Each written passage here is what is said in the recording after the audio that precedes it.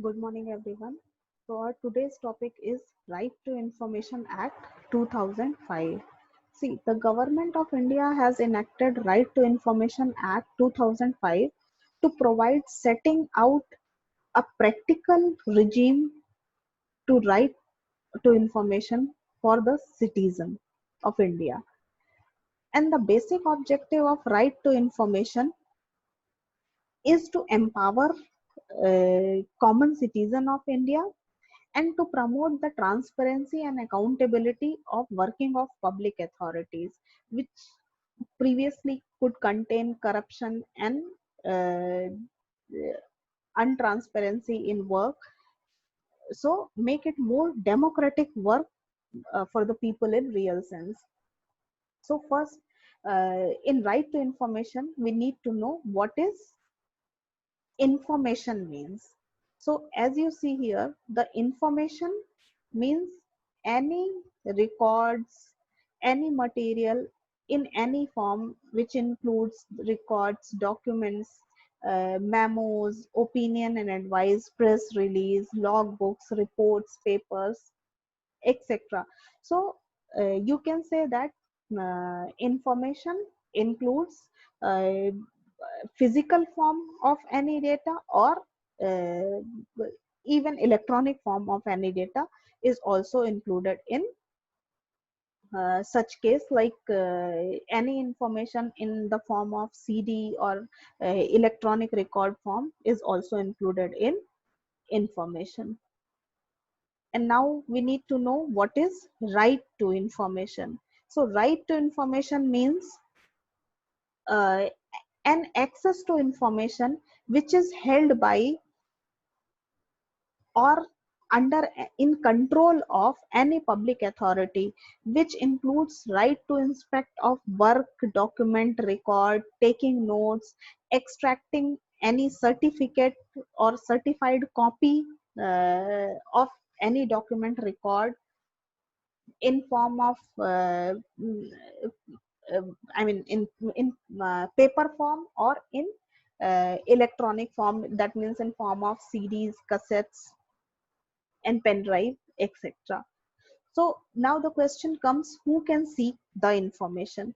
So under section 3 of information right to information act has given that uh, all the citizens of India can have access uh, any information which is under control of public authority. So in case of the act gives right to access information only to citizen of India. It does not make any provision of giving information to corporations, associations or company which are legal entity uh, but not the citizen of India. However, if an application made by the employee or office bearer of a corporation, associate or a company or an NGO, it and so it indicates name of a person.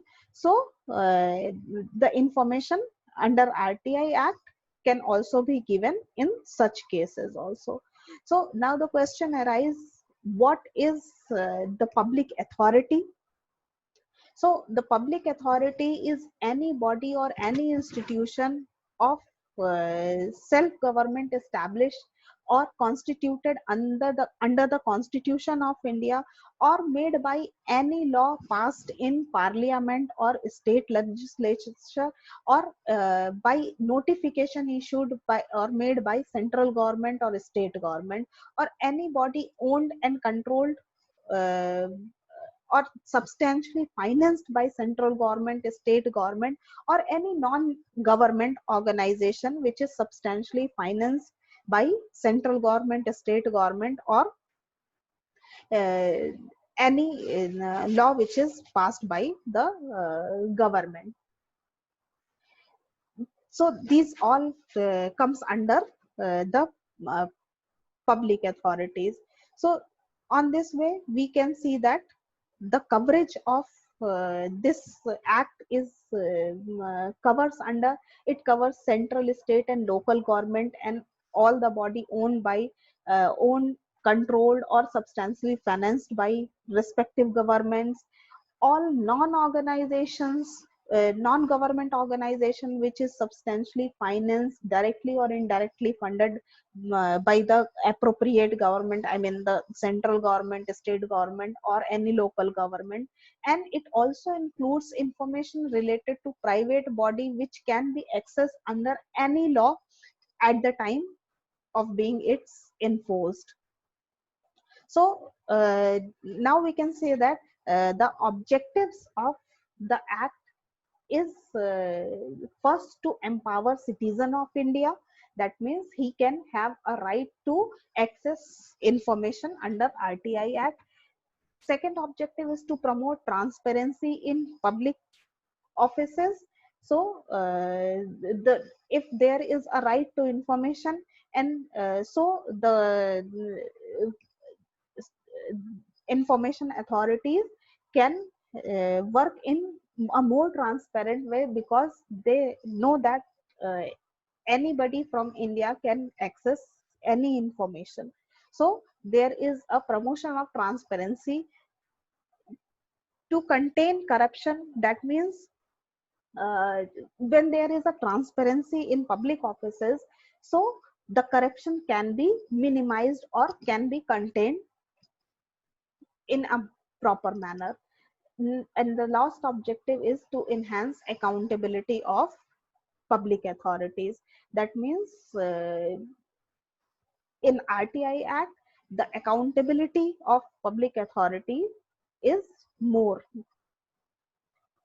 So these are the scope and objectives of RTI Act. However, there are certain assumptions for information which need to be disclosed under RTI Act, because there are certain informations which cannot be disclosed to general public because it can be misused in some cases.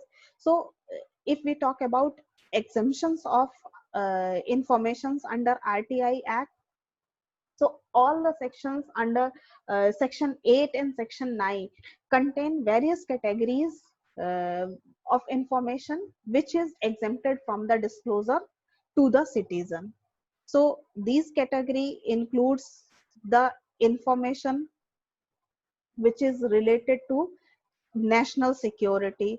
So any information disclosure of which would prejudice uh, and affect the sovereignty and the integrity of India, which is has security related issues of national a country, or which can be misused by any other person or a foreign countries. So such kind of information, that means national security related issues, cannot be disclosed under RTI Act.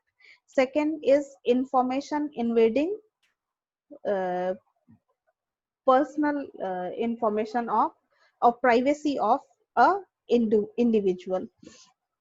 So information which relates to personal information of any person and has no relationship with any public activity or interest, and which would cause an unwarranted invasion into the privacy of an individual, such informations cannot be disclosed, because certain information can endanger the life or physical safety of a person or identity of the source of information or assistance given in confidential law of enforced.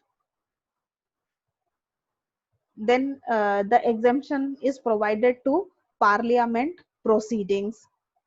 So any information, the disclosure of which would cause a breach of privilege of parliament or any state legislature, such as cabinet papers or any record or deliberations of council of ministers, secretaries and other officers, it cannot be disclosed to general public. Then next exemption is trade secret. So any information including commercial confidential information, trade secrets, or intellectual properties, the disclose of which would harm the competitive position of any party or any business. So until unless it is not justified by a competent authority that disclosure of such information is at larger interest of public, it should not be disclosed. Next exemption is confidential foreign information. That means any information received from foreign government which is confidential in nature cannot be disclosed to general public. Next exemption is investigations proceedings. So any information which would interfere the proceedings or the progress of any investigation going on cannot be disclosed to general public, because if information is can be misused, it could definitely interfere the investigation procedure. And the last exemption is forbidden by government or central government. So any information which is expressly forbid to be published by any court or tribunal or any law, so it could not be get through the RTI Act. So these are the exemptions under RTI Act. So this is all about uh, introduction of RTI Act, which includes the uh, definition of information, definition of right to information, objectives, scope, and exemptions of RTI Act. Thank you.